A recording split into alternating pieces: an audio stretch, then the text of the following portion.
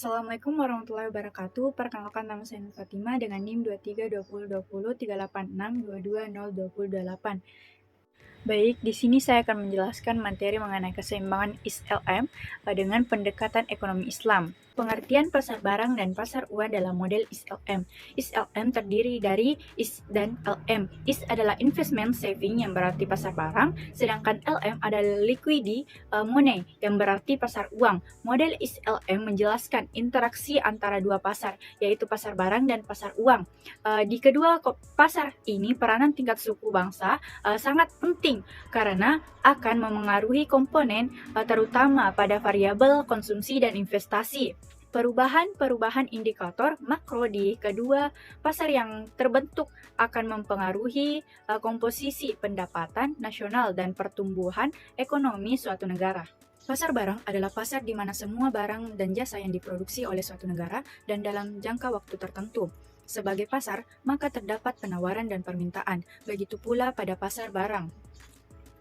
Permintaan dalam pasar barang merupakan agregasi dari semua permintaan akan barang dan jasa di dalam negeri, sementara yang menjadi penawaran adalah semua barang dan jasa yang diproduksi dalam negeri. Besaran konsumsi ditentukan oleh besaran disposable income yang dalam hal ini adalah total pendapatan dikurangi dengan pajak, sehingga persamaan menjadi Z dikurang C dalam kurung Y dikurang T balas kurung ditambah 1 ditambah G. Dari keseimbangan di pasar barang dapat diturunkan kurva IS. Pada bagian ini, IS bukan lagi sesuatu yang autonomous, melainkan dipengaruhi oleh tingkat bunga dan pendapatan. Jika diasumsikan terjadi kenaikan tingkat bunga, maka hal ini akan berpengaruh terhadap besaran investasi. Kurva IS menggambarkan hubungan antara tingkat bunga dan output nasional di pasar barang. Kenaikan suku bunga menurunkan investasi, sehingga output nasional atau Y turun karena efek multiplier.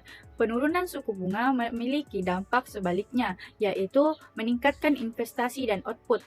Kurva IS juga bergeser karena perubahan pajak atau T atau pengeluaran pemerintahan atau G. Kenaikan pajak mempengaruhi pendapatan disposable atau YD dan konsumsi, sehingga kurva IS bergeser ke kiri bawah. Sebaliknya, penurunan pajak meningkatkan konsumsi dan menggeser kurva IS ke kanan atas. Perubahan G juga memengaruhi kurva IS. Jika G meningkatkan, permintaan agregat naik dan kurva IS bergeser ke kanan atas. Penurunan G menyebabkan kurva IS bergeser ke kiri bawah. Keseimbangan pasar uang dan kurva LM. Pasar uang merupakan suatu tempat di mana terjadi transaksi keuangan, sama halnya dengan pasar lainnya. Keseimbangan akan tercapai pada saat jumlah permintaan uang di pasar sama dengan jumlah penawarannya. Dalam sistem ekonomi, di luar ekonomi Islam permintaan, uang dipengaruhi oleh tingkat bunga, sedangkan penawaran merupakan otoritas dari bank sentral, sehingga bentuk kurva penawarannya menjadi inelastis sempurna. Kenaikan pendapatan akan meningkatkan permintaan uang nominal, sedangkan kenaikan suku bunga akan menurunkan permintaan uang. Jika hubungan dalam bentuk nominal ini akan dirubah dalam bentuk real, maka M per P dikurang YL dalam kurung 1. Permintaan uang real akan dipengaruhi oleh pendapatan real dan tingkat bunga. Perbedaan antara uang nominal dan uang real akan terlihat dari daya belinya. Uang nominal hanya menyatakan jumlah uang yang tertera di uang fiat, sedangkan uang real mengukur uang dari daya belinya. Proses penurunan keseimbangan pada pasar uang atau LM terjadi apabila pendapatan naik, maka akan menyebabkan money demand meningkat yang berdampak pada kenaikan tingkat suku bunga dan menyebabkan kurva LM bergeser ke sebelah kanan atas. Kebijakan moneter dengan menambah atau mengurangi jumlah uang yang beredar, maka akan mengakibatkan pergeseran kurva LM.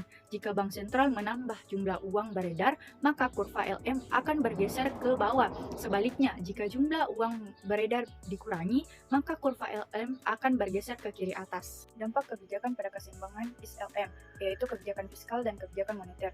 Jika pemerintah menetapkan kebijakan fiskal T dan G, maka perubahan ini hanya akan mengakibatkan perubahan di kurva IS, sedangkan kurva LM relatif tetap. Sedangkan jika bank sentral menerapkan kebijakan moneter, maka hal ini hanya akan memengaruhi kurva LM, sedangkan kurva IS tetap.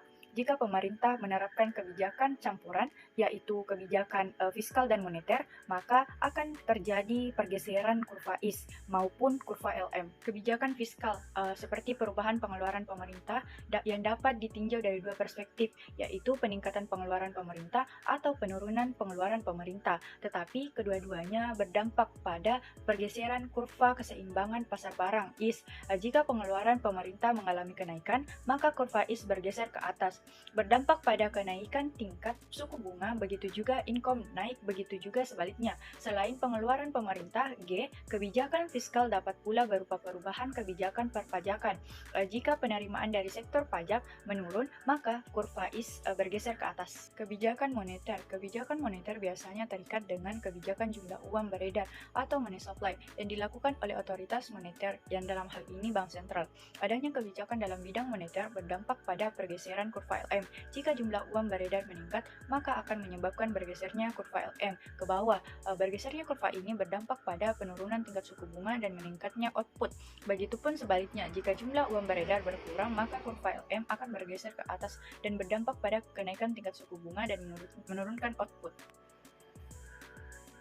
Keseimbangan antara pasar barang dan pasar uang dalam perspektif Islam. Menurut Khan, secara grafis direpresentasikan dengan terjadinya perpotongan antara kurva IS yang menggambarkan keseimbangan di pasar barang dengan kurva LM yang keseimbangan di pasar uang. Perpotongan antara kedua kurva ini menunjukkan tingkat bagi hasil atau rasio profit sharing dengan pendapatan nasional. Bedanya dengan keseimbangan kurva IS LM konvensional adalah keberadaannya yang menggantikan suku bunga. Keseimbangan pasar barang dan pasar uang terjadi pada saat pendapatan nasional berada di posisi Y dan rasio profit sharing sebesar A. Hal ini memberikan dampak negatif terhadap minat pelaku bisnis untuk berinvestasi. Sementara kurva LM dipengaruhi besaran A. Jika nilai A rendah, maka orang akan lebih senang memegang uang dalam bentuk tunai dan memanfaatkannya dalam kegiatan yang sifatnya altruistik. Sebaliknya, jika A besar, maka masyarakat akan melakukan investasi yang lebih besar dalam sejumlah aset-aset finansial.